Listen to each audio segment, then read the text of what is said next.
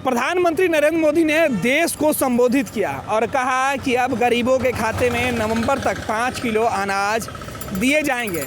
इसके बाद बिहार प्रदेश अध्यक्ष संजय जायसवाल ने प्रेस वार्ता कर प्रधानमंत्री नरेंद्र मोदी को धन्यवाद दिया। कहा कि जब कई राज्यों के मुख्यमंत्री 2 से ढाई महीने के लिए अनाज की मांग कर रहे थे, ऐसे में प्रधानमंत्री ने तो 5 महीने का अनाज दे दिया।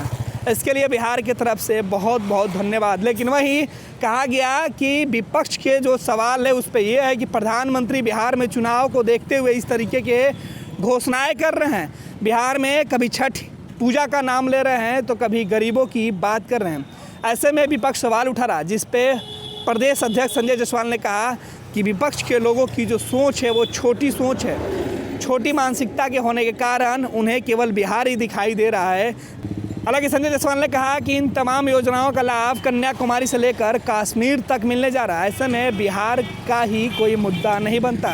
वहीं छठी मैया का नाम लेने के सवाल पर संजय जायसवाल ने कहा कि बिहार में या हिंदू समाज में अब बिहार के लिए ही छठ पूजा केवल नहीं है, पूरे देश में मनाया जा रहा है और छठ पूजा के साथ ही तमाम जो त्यौहार हैं वो ख़त्म होते हैं। ऐसे में प्रधानमंत्री ने छठ पूजा का नाम लिया, ये कोई बड़ी बात नहीं और इसे केवल बिहार से जोड़कर नहीं देखना चाहिए। संजय जायसवाल ने क्या कुछ कहा, इस बयान को सुनिए। को इसका लाभ मिलेगा और 2 ऐसी योजनाएं इस में चली हैं। पहला वन नेशन वन राशन और दूसरा आयुष्मान भारत में भी अब कहीं भी भविष्य में आप कहीं और जाते हैं तो आपको इलाज की सुविधा मिल पाए। तो ये 2 सुविधाएं जो हैं, वन नेशन वन राशन का और आयुष्मान भारत का, तो अब बिहार के व्यक्ति कहीं भी रहेंगे तो उन्हें कभी भी भविष्य में राशन की दिक्कत नहीं उठानी पड़ेगी, जैसा हमने मार्च के में देखा। सर, विपक्ष का ये कहना है कि चूंकि नवंबर तक इसको बढ़ाया गया है, तो क्या बिहार चुनाव से इसका क्या करें? देखिए, विपक्ष क्या क्षेत्रीय पार्टियों की सोच अपने क्षेत्र से ज़्यादा आगे नहीं होती है। यह जो किया गया है, यह कश्मीर से लेकर कन्याकुमारी तक और मेघालय से लेकर गुजरात तक के लिए योजना है। यह किसी प्रदेश के लिए कोई योजना नहीं है।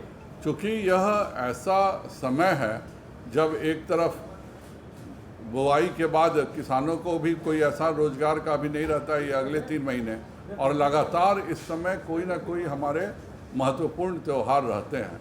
इन दोनों बातों को देखते हुए प्रधानमंत्री जी ने फैसला किया है और न कश्मीर में चुनाव हो रहा है और न केरल में चुनाव हो रहा है। यह जो फैसला है यह पूरे भारत के लिए है। कृपया कर अपने विरोधी दलों से कहूँगा कि छोटी सोच से उठ करके भारत के भविष्य के निर्माण में सहयोग करें। लेकिन ये तो आप मानते हैं ना कि इस योजना का फायदा आपको बिहार चुनाव में मिलेगा?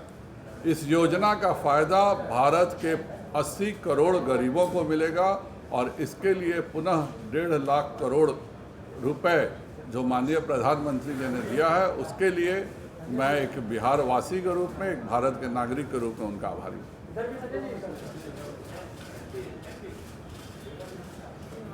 चलिए ठीक है, ठीक तो बहुत शॉर्टकट में है। अभी विधानसभा का भी शपथ ग्रहण है तो आप लोग को भी जल्दी भी ट्वीट किया है, संस्कृत में भी ट्वीट किया है। पर अगर आप खुद आपकी सोच छोटी होगी तो आप उतने ही दूर तक सोच सकते हैं। यह सुविधा पूरे भारतवर्ष के लिए है, यह सुविधा किसी राज्य के लिए नहीं है। और भारत के हर नागरिक को प्रधानमंत्री जी का, और जैसा प्रधानमंत्री जी ने कहा है कि किसान और ईमानदार करदाताओं का आभारी होना चाहिए, मैं भी आभार व्यक्त करता हूँ। वो तो कह रहे हैं कि छठ है, यही तो बात है। छठ अब बिहार का नहीं रह गया है त्यौहार, पूरे भारतवर्ष का हो गया है। और छठ के त्यौहार के साथ ही भारत का जो त्यौहार का सीजन है उसका समापन होगा।